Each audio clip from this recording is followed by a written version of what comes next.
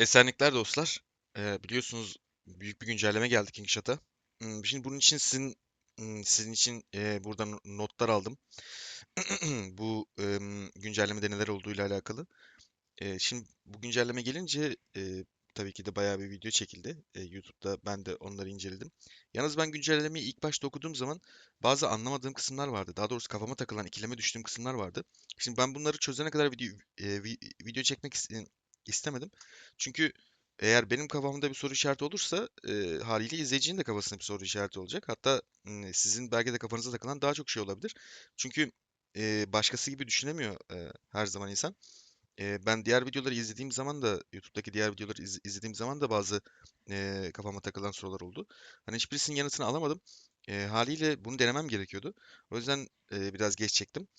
Ama şimdi olabildiğince kafalarda hiçbir soru işareti bırakmadan durumu çözmeye çalışacağım.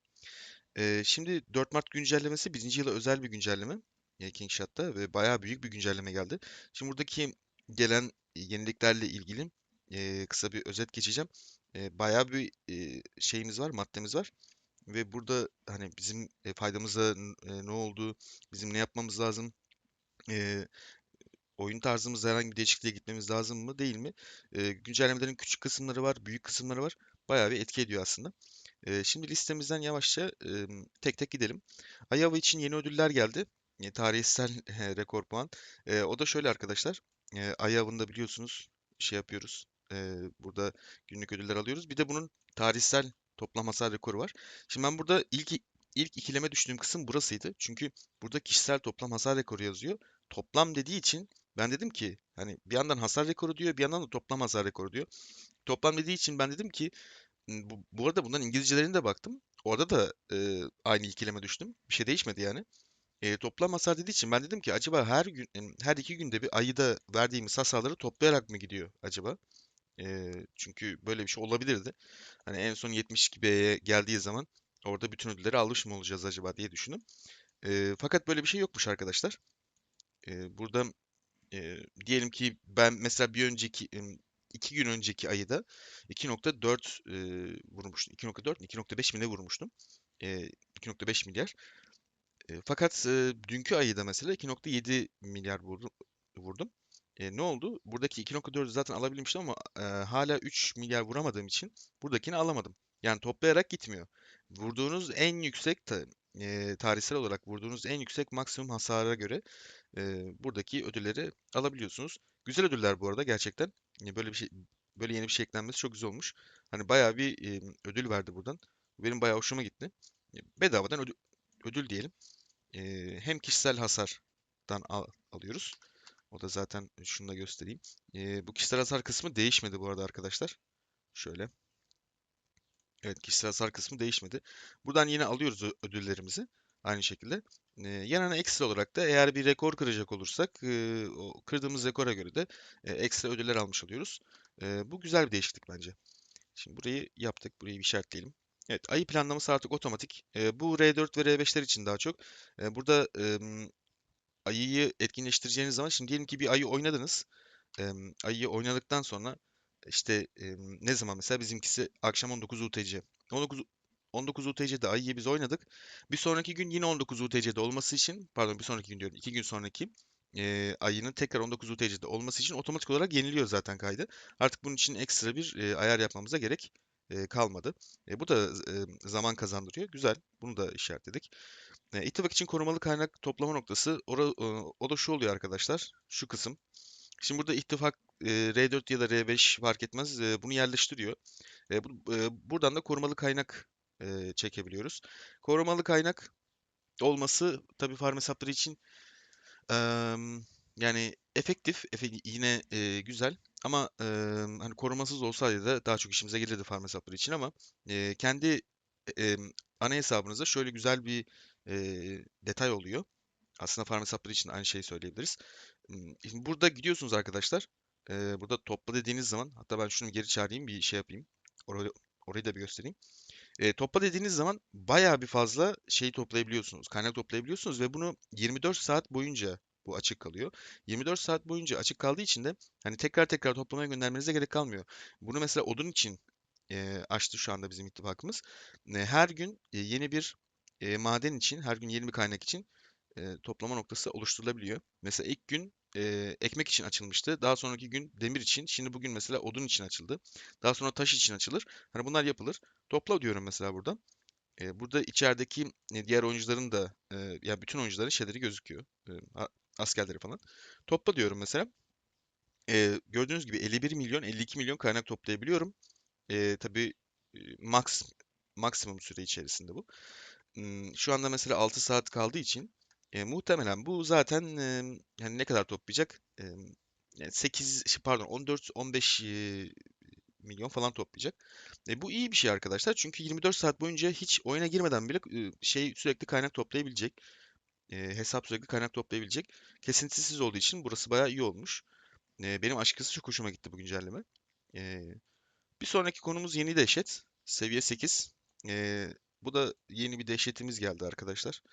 Bayağı hoşuma gitti bu dehşet. Gerçekten güzel. Özellikle şu kasa benim çok hoşuma gitti. Bu kasanın içerisinden çıkan malzemeler de bunlar. Yani sürprizlerle karşılaşabiliriz diyeyim. Çok hoşuma gitti gerçekten.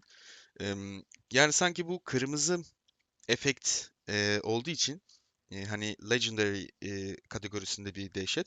Bunun muhtemelen seviye 9'u da gelir. Hatta seviye 10'u da gelecek gibi gözüküyor. Benim tahminim o yönde. Tabii kısa süre içerisinde gelmez de. Yeni dehşet demek arkadaşlar bu petlerin de devamının olacağı anlamına geliyor. Şimdi şu anda en fazla ne oldu? Şey geldi. Alfa Siyah Panter dehşet peti geldi. O petin devamı da olacak demek ki zaten biz en azından seviye 5 ve seviye 6'nın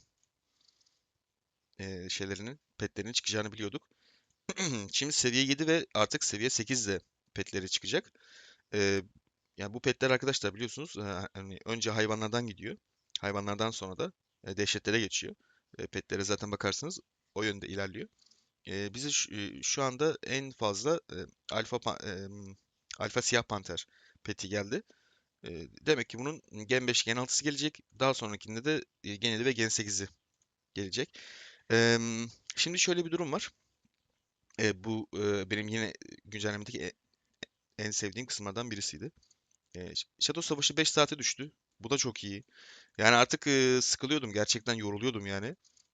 Shadow Savaşı'nda 6 saat boyunca. Ha 5 saate düşmesi çok mu bir şey değiştirdi? Değiştirmedi ama güzel bir başlangıç yani. 6 saattense 5 saat, 5 saat olması çok şükür.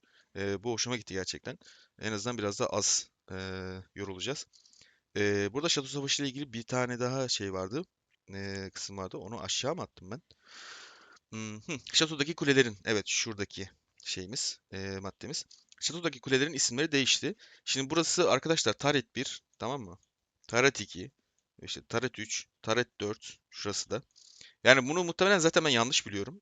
Yani hatırlamıyorum açıkçası. Yani ben mesela Taret 1, Taret 2, ben mesela buraya niye bir diyorum? Buraya niye 2 diyorum? Benim kafamda mesela Taret 1 burası sallıyorum. Ya da Taret 3 burası mesela. Ben bunu neye göre belirleyeceğim? Bu çok karışıklığa sebep oluyordu. Aşırı derecede irite oluyordum bu özellikten. Gerçekten. Şimdi bunu değiştirmişler. Çok sağ olsunlar. Allah razı olsun. Bu değişiklik de şöyle olmuş. Artık buraya yön eklemişler. Soldaki taret batı tareti olmuş. Gördüğünüz gibi batı tareti.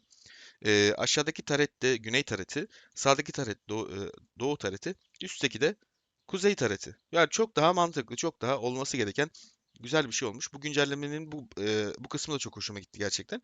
Hani küçük detay gibi görünebilir arkadaşlar ama gerçekten kafa karışıklığına sebep oluyordu KVK'larda. Ki KVK'da gerçekten anlık reaksiyon alman gereken bir noktada bu tür kafa karışıklıkları hiç hoş değil. Hoşuma gitmiyordu. Bir sonraki maddemiz sonsuzluğun erişimi ödülleri artıldı ve ilk 20 ada parçası veriliyor. Bu da çok güzel. Bu da benim aşırı hoşuma gitti. Şurada sonsuzluğun erişimi olacak iki gün sonra. Buradaki ada parçasını alabileceğiz. Çok şükür gerçekten sonsuzluğun erişimine güzel bir katkı sağladılar. Ödülleri arttırılmış. Ee, Ki zaten ilk 20'ye veriyor. Ve aynı zamanda ilk 10'dakilerin de ödülleri arttırılmış. Bu da çok güzel. Henüz tabii başlamadığı için onu göremiyorum.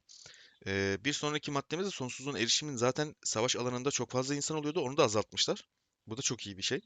Yani ben 150 kişiyle aynı anda sonsuzluğun uçurumunda oynamak zorunda kalıyordum abi. Ben bu çileyi niye çekiyorum ki her 2 haftada bir? Zaten tılsım kağıdı toplamak zor.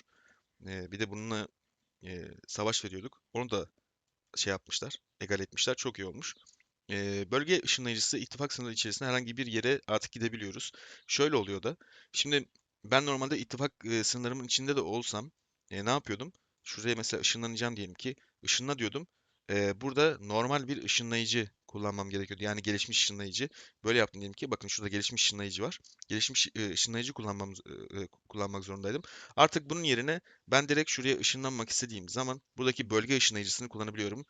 Şurada bölge ışınlayıcısı kullanma kısmı açılacak. Tabii şu anda askerlerim dışarıda olduğu için kullanamıyorum. Ama onun yerine alternatif olarak da istersen gelişmiş ışınlayıcı da kullanabilirsin diye buraya ekstra bir buton da eklemişler. Çok iyi olmuş. Gerçekten çok iyi. Çünkü ben gelişmiş ışınlayıcılarımı KVK saklamam gerekiyor. Onun için de böyle her her hafta tapınak savaşına falan kullanmak istemiyorum. Zaten nerede o? Şuradaki artık bölge ışın. Zaten bu bölge ışınlayıcısını kimse kullanmıyordu. Çok aşırı işlevsiz bir şeydi. Kimse kullanmıyordu. Bölge ışınlayıcısı normalde ne yapıyordu? Yani güncellemeden önce. Gidiyordu sizi karargahın dibine ışınlıyordu. Yani en güçlü karargahınız hangisi ise onun dibine ışınlıyordu. Yani orası da neresi işte bizde. Bakalım bir. Şimdi, öncekinde ne yaptığını göstereyim ki hani ne kadar işlevsiz olduğunu anlayalım. Bakın şuraya. Şuraya ışınlıyor. Ben şimdi buraya ışınlansam ne, ışınlanmasam ne? Ben burada ne yapacağım? Yani ne ayıya yakın, doğru düzgün, ne arkadaşlarımın tam içinde. Ya daha doğrusu bu karargah şeye yakın. E, ittifak oyuncularının içerisinde fakat hani bu benim gördüğüm en yakın. Bakın bir senedir oynuyorum. Bu benim gördüğüm en yakın karargah. Normalde karargahlar biraz daha uzakta oluyor. Yani biraz daha dediğim mesela 20 kilometre falan şöyle uzaklarda oluyor. Çünkü karargah çok fazla yer kaplıyor. Haliyle oyuncuların şeyini almasın, lokasyonunu işgal etmesin diye biraz daha uzağa koyuluyor.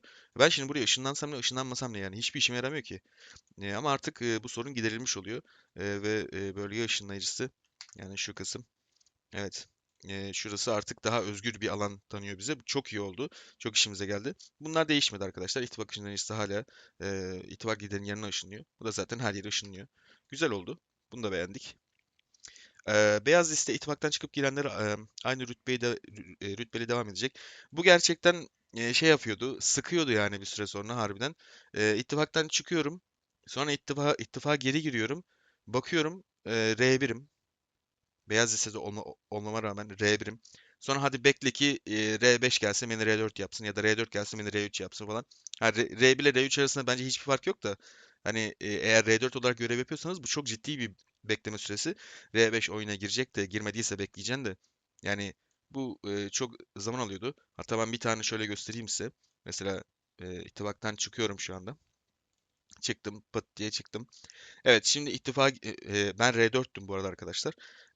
Şimdi ittifa geri katılacağım. Zaten beyaz listedeyim. İttifa geri katıldım. Bakın üyeler kısmına geliyorum. Bakın yine R4'üm. Hiçbir şey değişmedi. Yani bu kısım benim çok hoşuma gitti gerçekten. Zamandan büyük tasarruf etmemizi sağlıyor. İttifak penceresinde üye arama bölümü geldi. Zaten daha demin göstermiş oldum. Şöyle üyelere geliyorum. Burada artık üye arama kısmı var. Diyelim ki ben bunları kapattım. Şöyle birini arayacağım. Şu an ismi en yakın, en kolay yazılabilen bu arkadaş. Taytun'u arıyorum mesela. Abi bakıyorum Taytun burada varmış harbiden. Hemen tıklayarak üzerine gidebiliyorum falan filan. Bu kısım da güzel. Pratikleştirmiş. Güzel.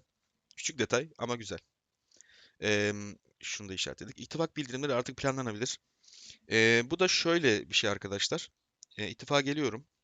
R4 ve R5'ler için gerçekten çok şey. Mesela bir duyuru yapacağım diyelim ki planla.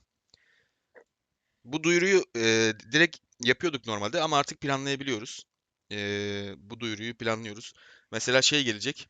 Diyelim ki KVK gelecek. KVK'ya özel bir duyuru. Hani bunun için gerçek hayatta zaman tutmama gerek kalmadı. Direkt buradan planlayarak sıraya sokabilirim. KVK'da şöyle bir duyuru yayınlayacağım mesela. Onu hemen yazıyorum.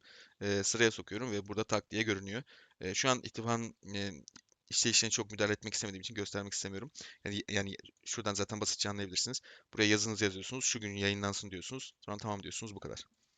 Bu da güzel bir güncelleme. Hoşuma gitti. Ya bu güncellemelerin neredeyse tamam hoşuma gitti de bir iki tanesi çok gereksiz geldi. Ama genel olarak yani 10 üzerinden 9,5 veririm ben buraya. İttifak Harekatı özel görev seçme kuponu eklen. Ya bu İttifak Harekatı dediği şey arkadaşlar. Alliance Mobilization bir etkinlik geliyordu şurada. Şu an tabii bu etkinlik olmadığı için gösteremiyorum haliyle. Ya bunun için de 2 hafta beklemek istemedim. E, Burada ittifak Mobilization etkinliğinde biz hatırlarsanız şey yapıyorduk. Görev alıyorduk. Görev hakkımız bittiği zaman görev alıyorduk. Şimdi o görev alma kısmını çoklu yapmışlar. Her seferinde tek tek görev almayın. Tek seferde çoklu görev alabilin diye. Yani nasıl göstereyim şunu?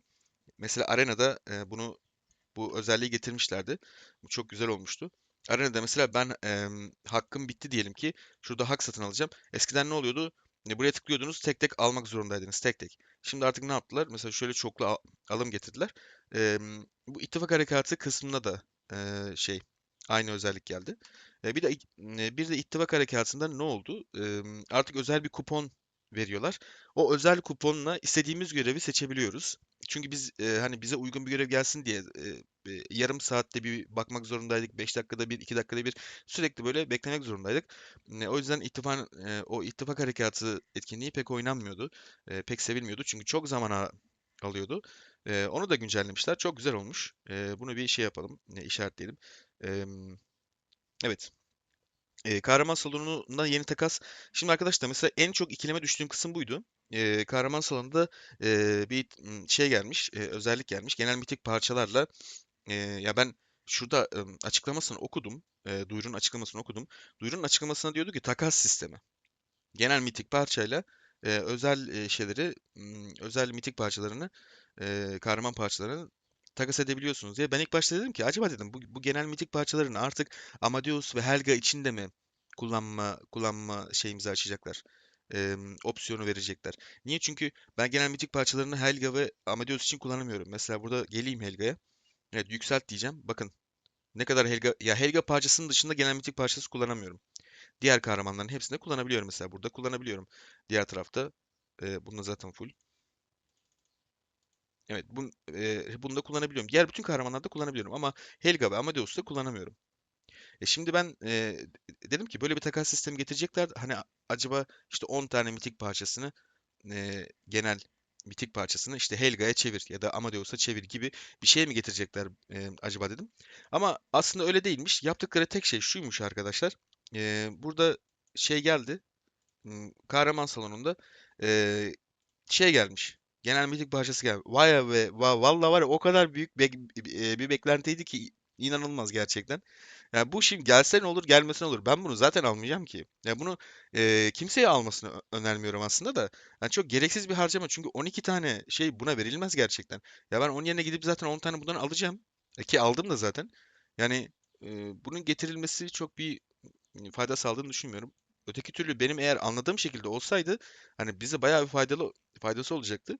Ama tabii Amadeus ve Helga VIP paketler olduğu için haliyle oradaki paketlerin alınmasını istiyor oyun. O yüzden de böyle bir şey yapmamış. Şimdi kahraman sonunu anlattık. Güzel. Yaralı askerlerin artık yüzdesi gösteriliyor. Bu çok iyi bir güncelleme. İnanılmaz hoşuma gitti. Çünkü KVK savaşlarında gerçekten bazen askerlerin yaralı, yani ne kadarının yaralı e, olup da ne kadarının hani yaşadığını bilmiyorduk. Gözümüzden kaçabiliyordu. Buraya artık yüzde kısmı eklenmiş. Bu çok iyi olmuş. Mesela şu an benim askerlerimin %3 küsürü yaralı durumda. Bunun için de bayağı askerlerimi iyileştirmedim 3 gündür. Hmm, Biriktireyim göstereyim diye. Şimdi benim yaralı askerim 257.200 kapasitesi var. Şimdi bunun %1'i ne yapıyor? 2572 yapıyor. Şimdi 2570 burada bir askeriniz bile yaralı olsa %1 gösteriyor arkadaşlar. Bir asker bile yaralı olsa sadece %1 gösteriyor. Sonra %2'ye gelene kadar %1 göstermeye devam ediyor. Bu ufak bir detay ama belki merak edenler olabilir. %2'ye gelene kadar yani ne oluyor? 2572'yi 2 ile çarpıyoruz. O da 5144 yapıyor yanlış hesaplamadıysam. 5144 askerim yaralı olana kadar %1 göstermeye devam ediyor. Bir askerle 5144 asker arası hep %1 gösteriyor. Daha sonrasında %2'ye geçtiği zaman artık %3 olana kadar %2 gösteriyor. Ben şey zannetmiştim hani acaba hani %1 olduktan sonra yani burada 2572 askerim yaralandıktan sonra 2573'te %2'ye mi geçiyor diye. Ya tabii benim takıldığım ufak bir detay da yani belki böyle düşünenler olur diye bir açıklamak istedim. Genel olarak böyle yüzde gösterimi çok hoşuma gitti. İnanılmaz faydalı, inanılmaz güzel. Bir de şöyle ufak bir şey fark ettim arkadaşlar. Şimdi burada biliyorsunuz ki diyelim ki son askerleriniz kaldı. Çok az askeriniz kaldı. İşte 10 dakikaya yetecek kadar mesela diyelim ki 500, son 500 askeriniz kaldı ve onu da iyileştirdiniz. Son askeri iyileştirdikten sonra şöyle iyileştir dedikten sonra artık bu ekran kapanmıyor. Eskiden kapanıyordu. Son askerleri iyileştirdikten sonra bu ekran kapanıyordu direkt otomatik olarak ve şurada yardım düğmesi oluşuyordu. Şimdi bu belki ufak bir detay gibi görünebilir ama arkadaşlar KVK'da yani milyonlarca asker iyileştiriyoruz yani milyonlarca. İlla ki bu ekran kapandığı zaman başka bir yere tıklayabiliyorsun. Yani tak diye bir anda şey ekranı falan açılıyor. Neydi bu? Şato ekranı falan açılıyor. Ya da başka bir hani haritadan başka bir yere tıklayabiliyorsun. Ne bileyim KVK etkinlik ekranı açılıyor. Ya bunlar çok sinirimi bozuyordu benim açıkçası. Ama artık böyle bir şey kalmadığı için gerçekten çok memnunum. Son askeri bile iyileştirirseniz o ekran kapanmıyor artık ve o ekran kapanmadığı için de burada farklı bir yere tıklama opsiyonunuz azalmış oluyor. Bu benim gerçekten hoşuma gitti. Bu güncellemenin en büyük maddesi bence burası olabilir belki ya da ilk üçte yer alır. Bir sonraki maddemiz dünya haritasını uzaklaştırınca yaban simgesi çıkıyor. Ufak bir detay arkadaşlar, ufak bir detay.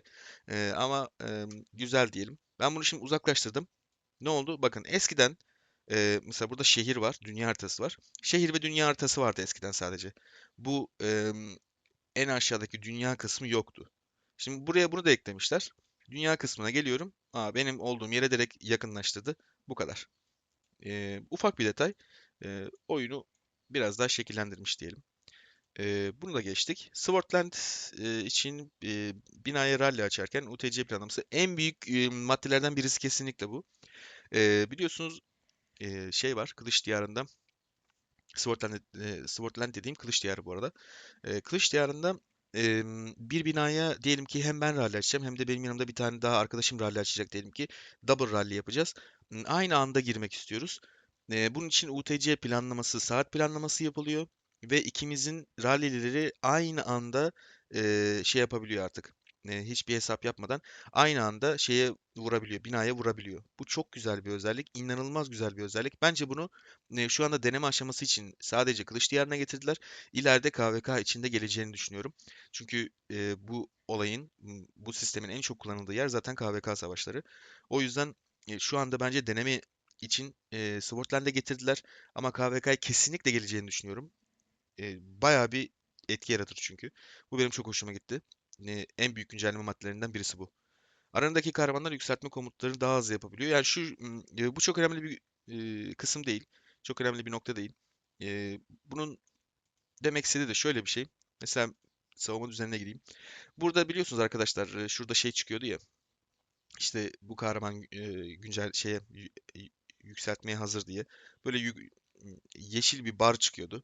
Kahramanı yükseltin diye. Artık bu yeşil bara tıkladığınız zaman otomatik olarak yükselecekmiş. Bu. Yani yeni bir ekran açılmayacakmış. Daha hızlı bir şekilde yükseltebilecekmişsin. Bu kadar.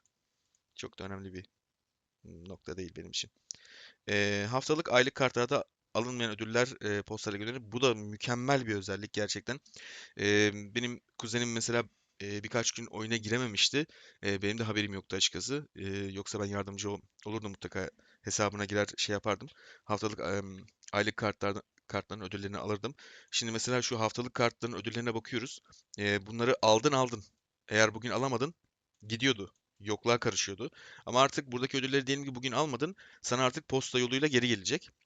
Posta yoluyla gönderilecek. Bu çok iyi bir özellik. Zaten olması gereken bir özellikti. Bunu getirdikleri için gerçekten mutlu oldum. Birçok oyuncu için faydalı bence.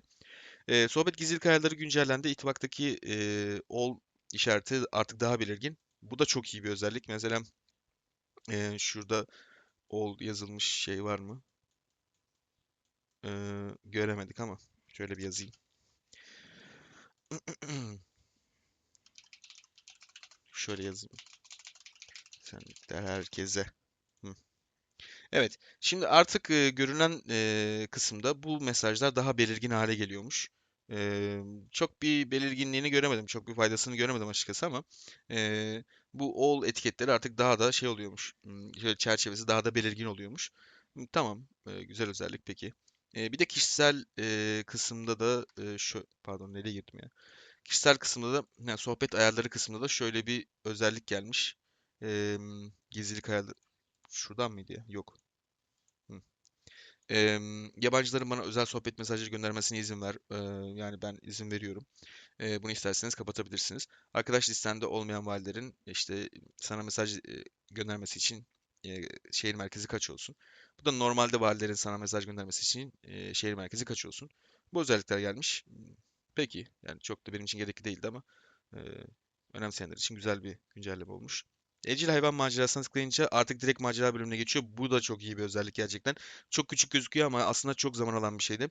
Şimdi burada ben mesela macera yapacağım. Macera hakkım var. Maceraya tıklıyorum. Şimdi şu anda buraya geliyor. Çok güzel olmuş. Eskiden ne oluyordu? Maceraya tıkladığım zaman direkt buraya geliyordu. Ben buradan sonra bir daha maceraya tıklamak zorunda kalıyordum. Sağ alt köşedeki. Şuradaki tekrar maceraya tıklamak zorunda kalıyordum. Artık bu direkt gitmiş. Direkt buradaki macera bölümüne tıklayınca beni anında macera kısmına atıyor. Ve ben buradan maceramı gönderiyorum. Bu kadar. Ee, Her seferinde 3-5 saniye burada zaman alması benim çok sinirimi bozuyordu. Bunun da güncellenmiş olması, elde dokunmuş olması çok iyi olmuş.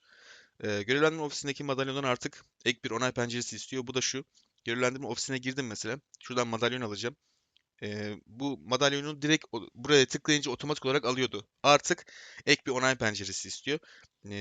Burada istediğiniz kadar alabiliyorsunuz tabii ki de. Ama tabii buna hiç ihtiyacım olmadı açıkçası. Almak da istemedim. Çünkü kaynak toplayarak zaten buradaki puanları biriktirebiliyorum. Ekstra elmas harcamaya gerek yok diye düşünüyorum. Burada alacağın zaman direkt alabiliyorsun böyle. Şimdi burada ben diyelim ki buraya tıkladım. Eskiden neydi? Buraya tıkladığım anda direkt alıyordu. Şimdi hem çoklu alım getirdiler hem de buraya tıkladığın zaman direkt alamıyorsun. Burada ek bir onay penceresi daha istemiş oluyor. Yani hata yapan arkadaşlar için güzel bir özellik olmuş. Tepe tepe kullansınlar diyelim. Bunu da geçtik. Hasaltın sandıkları artık çantadaki kaynak bölümünde. Çok da gerekli olan bir madde değil. Çok da bir şey fark etmedi hayatımda açıkçası. Artık şu kaynak şeyi, Hasaltın haftalık kartından gelen sandık artık buraya gelmiş. Yani peki. Em, Eskiden de şuradaydı. Bu kadar. Son olarak da Hasaltın potası artık açılır pencerede. O da ne oluyor? Şimdi dünya haritasına gideyim ben. Oradan size göstereyim. Burada açılır pencere var biliyorsunuz. Sol tarafta şurada artık bu şeyin misik imtihanının bir altında artık hasaltın potası kısmı gözükecek. Eğer hasaltın potasından hasaltınları almadıysanız burada gözükecek. Hani hasaltınları toplayabilirsin, arıtabilirsin, çevirebilirsin. Öyle bir şey, bir özellik gözükecek. Onunla, onunla birlikte oraya tıkladığınız zaman direkt hasaltın potası ekranı açılacak size.